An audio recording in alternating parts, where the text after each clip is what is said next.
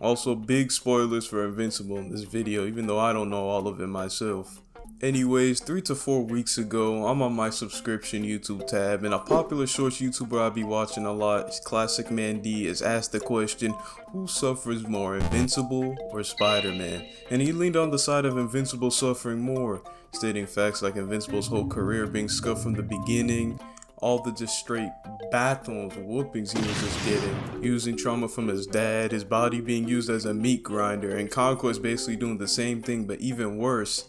And then add 𝙸𝚗𝚝𝚛𝚘's divergent hairline cell from the Nation of Islam as a dimensional stalker on your cojones all the time. And you know, I was starting to get convinced. Okay, but hold on. What did 𝙸𝚗𝚝𝚛𝚘 create? I was like, dang, you know, Invincible definitely got that. So I moved on with my day, got out of bed, stretched, spent a few hours grinding on math, then spent some time with the word trying to get these verses memorized. Then after a certain amount of time, I did something scary that led me to a realization.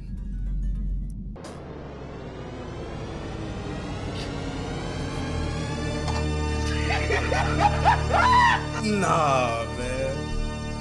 And I'm glad I was just reading some wisdom, dog. It kicked the right answer back into me. The more I thought about the question, the more angry I got. Ain't no way this dude marked bare 15 years of history compared to the ongoing senior citizen age of Spider-Man. So here's how I'm gonna present my case, you know, use this junk as apologetics practice. I have 2 exhibits to present here, and I think by the end of the video, you'll hopefully have a fire on you on this topic like I have for Christ. Enough of the bibber babble, it's time for...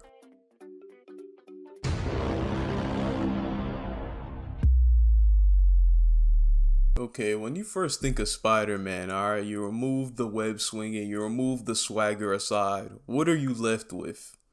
Suffering. Unlike Spider-Man, Invincible's suffering is temporary, while Spider-Man's is forever, no judgment day. Like, I want to break this down for you guys. Mark's first kill was that of an innocent man.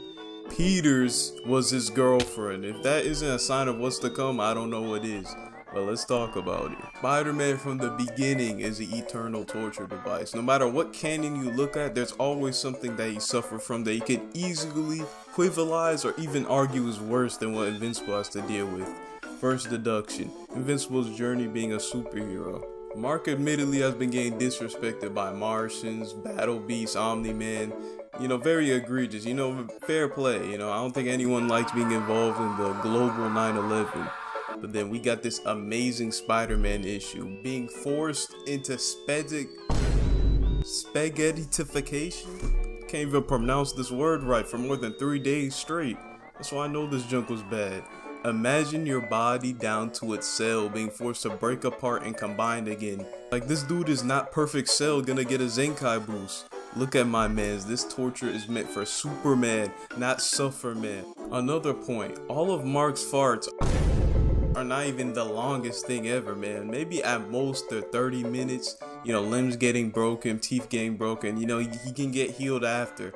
But does that compare to being treated like an organism in Dr. Giroux's sublab for 3 days? Mark's suffering has a purpose. You can argue for some of these moments that there's a lesson out of this, except for, you know, that junk, you know, that junk's some real evil activity. While for Spider-Man, I mean, besides the Uncle Ben incident, what critical lesson did Peter have to learn during his own Goku Black arc when he was a conscious zombie eating his own relatives, friends, innocent civilians while not being able to stop? And you guys trying to compare that to the one time Mark killed an innocent guy that was being controlled by Martian parasites? No! I mean, just look at the Spider-Verse movie franchise. Imagine looking at all these different versions of yourself, right? Alright, imagine this is when the organization started. Miguel starting the organization. It's time for some bonding, break the ice questions. And you know it probably went along the lines of, so, which relative of yours died first? That's a crazy icebreaker. You're not getting that with Invincible. Yeah, some of them might share the whole Omni fight thing, but clearly with some of these realities, they either won or allied with Omni-Man, so these villains might be having a great old time in Viltrum. You can't say they all suffer badly like our Mark, because we barely know their backstories. They're all fan-made theories that may or may not be true. This dude Spider-Man must be a Calvinist, the way he's predestined to suffer.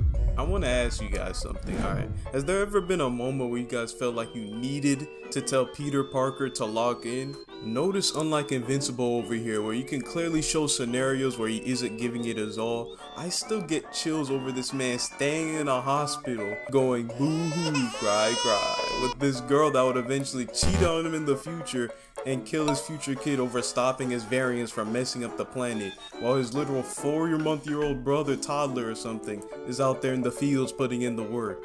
You know why we don't ask these questions with Spider-Man? It's because we, as the audience, already know.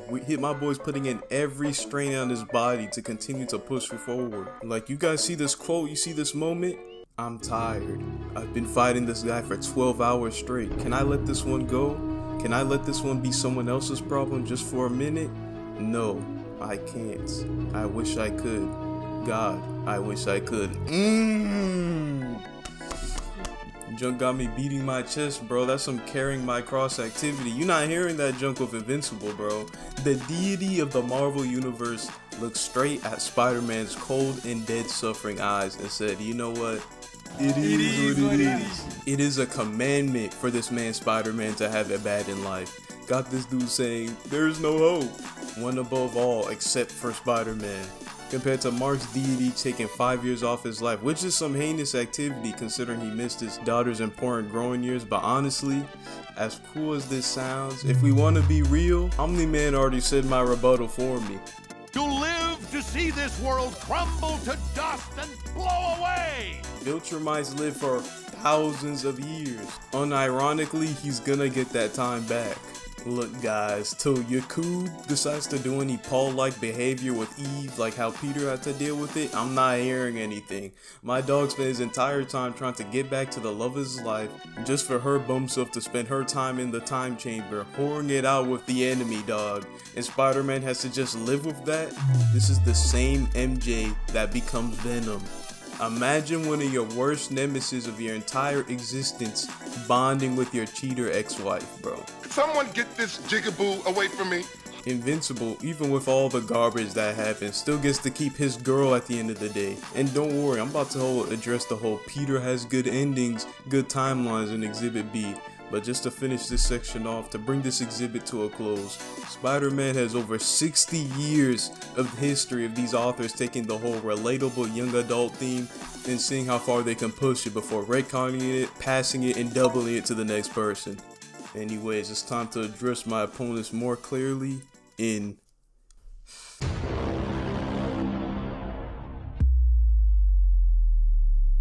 listen to me and listen to me well. I don't care how many good endings Spider-Man has. I don't care how bad Mark has it. You can't deny Invincible's ending. He lives to see thousands of tomorrows. Exactly, dog. Essentially the claim that destroys this debate. Mark's story ends on a high note unlike Spider-Man, but nah, I'm gonna take it even further unlike the people that would agree with me. All of Spider-Man's good endings don't compare to Mark's one. I'm about to cook, dog. No bibber babble. Even though, again, I'm not familiar with all the details of the comics, but I know Invincible ends off with this sly bum Mark smirking 500 years plus later, being centuries living ruler of a race of mixed breed Kryptonians with his immortal, never aging wife and daughter. Talk about some hit. What will you have after 500 years? Now let me rub on some of that. Like, dog, no matter how bad Mark has it, due to his lifespan, he will literally outlast every insignificant moment from the entire show. Years of being the strongest, surrounded by soldiers that will listen to him with no question because he's royalty, and an eternal snow bunny on your side, I think bro's gonna be fine. Even the best Spider-Man timeline, give him Mary Jane, Gwen Stacy, 2 kids, a good job, and everything. A lot of these stories always end up with Spider-Man taking back the mantle, going through some hardships again, or these are timelines where the villains have some sort of control, taken over in some sort of way. Even if you remove all the bibber babble I just said, guys, Peter Parker is a human being. Bro has a life expectancy of 80 max like we do, using my math calculations. If you literally add every good Spider-Man timeline, stack them together, matter of fact, you can even square the result, it's still not coming close to the quarter of this man Mark's lifespan ever.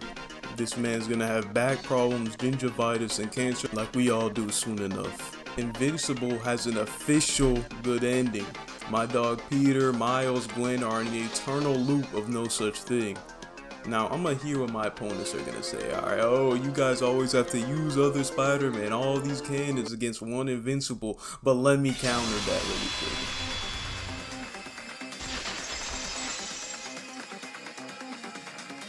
You've dug your own grave. I will gladly bury you by bringing the other Invincibles in here. Look at Sinister. You think bro didn't enjoy his time being a superpowered Xena?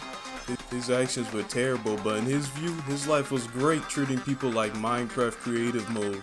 Omnimark probably had a chill time posing at his dad. I still don't get how this man beat this dude. I don't know how bro has like probably season 4 level Mark strength feats in season 1 of his show. Anyways, I know some of the other Invincibles may have suffered a little bit. You know, the one I'll definitely give to you is Prisoner Mark.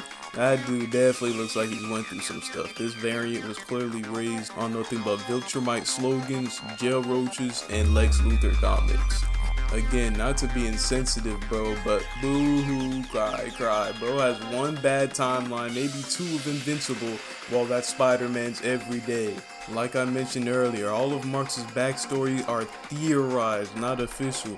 I mean, I'm low-key glad it's this way. You know, people can be creative making their own backstory. Even me, I can possibly make a what if on it someday. But sadly, it hinders Mark's case in this discussion. But OG, they all got eaten. Okay. Peter already had his own zombie arc and was a good person having to do all of that. The point of all these alternate Marks was the fact they're all evil, unlike ours. These bums probably already nibbled on a leg once or twice before this occasion anyway. By you adding the other Invincibles, you make my argument stronger, because we know the Mohawk Mark, you know, the current leader of the 𝙸𝚗𝚝𝚛𝚘 forces, wherever he's from, even though I know I think he eventually dies at some point, Rudy takes his body as a clone. And you know, if we're going with the fact that Superior Spider-Man is considered a version of Spider-Man, I'm taking that as a version of Invincible. So again, we get the what will you have after 500 years? Ending Mark got, but times 2. Add all the good Spider-Man timelines and it's even worse, bro. Talk about it, guys. I think I brought a very good case to the table.